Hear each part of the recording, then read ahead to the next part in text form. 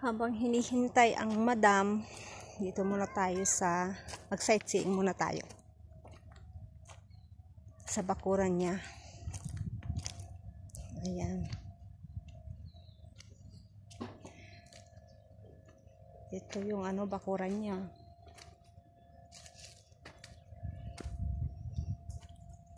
Ano to? Ano to yung beans?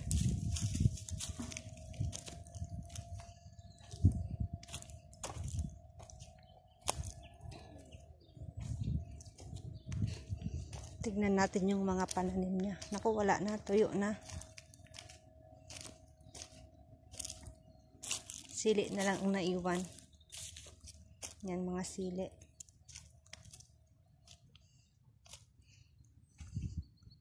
Ayun. Talong. Yan na lang naiwan. Pananim niya.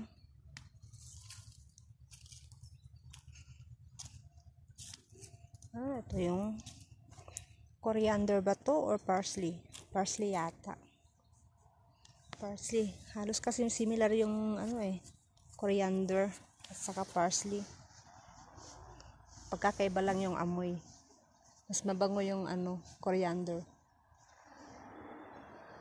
Ayan. Ito yung kapitbahay. Itong pusa na to, sunod ng sunod. Halika dito kulit.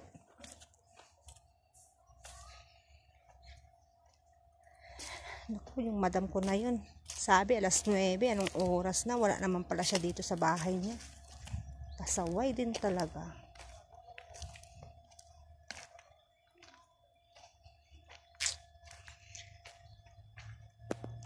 Tahimik ang paligid.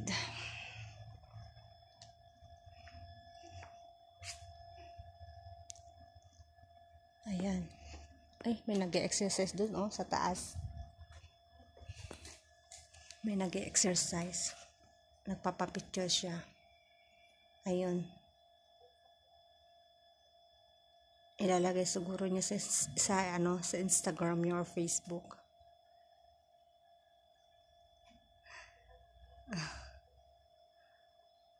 Ay, naku, baka nakita ako.